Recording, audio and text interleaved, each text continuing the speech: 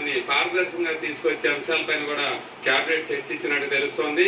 ఈ ఇసుక విధానం ప్రజలు చాలా ఇబ్బందులు ఎదుర్కొన్నారు. ఉపాధి అవకాశాలు కోల్పోయిన గత 5 ఏళ్లలో నిత్యం ప్రజల్లో సమస్యలు సతమతమైన పరిస్థితుల్లో ప్రజలకు చౌకగా, పారదర్శకంగా, వేగంగా ఇసుకను అందించాలన్న అంశంపైన కూడా ముఖ్యమంత్రి ఇప్పటికే ప్రకటన చేశారు. దీనికి సంబంధించి ఒక స్పష్టమైన ప్రకటన కేబినెట్ లో నిర్ణయం తీసుకున్న అవకాశం ఉందని కూడా తెలుస్తుంది.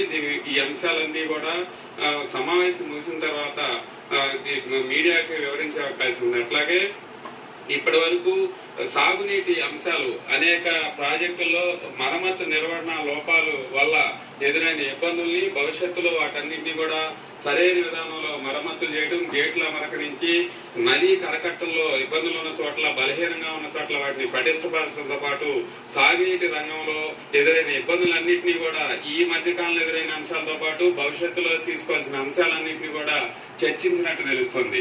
మరి కాసేపట్లో ఈ అంశాలన్నింటికి సంబంధించి కేబినెట్ తీసుకున్న నిర్ణయాలను మీడియాకు వివరించే అవకాశం ఉంది. ప్రస్తుతం మాత్రం ఇంకా సుదీర్ఘంగా కొనసాగుతుంది. ఇప్పటికి 3 గంటలుగా కేబినెట్ మంత్రి సమావేశమై వివిధ అంశాలపైన కూడా చర్చిస్తున్నట్టు తెలుస్తుంది. అట్లాగే 100 రోజు పాలనలో ప్రభుత్వం అమలు చేసిన అంశాలు, మంత్రుల పనితీరుపైన కూడా ఇప్పటికీ ఒక ప్రోగ్రెస్ రిపోర్ట్ కూడా అందినట్టు తెలుస్తుంది. దీనికి సంబంధించి ప్రత్యేకంగా ముఖ్యమంత్రి మంత్రులతో మాట్లాడే అవకాశం కూడా ఉన్నట్టు సమాచారం ఉంది.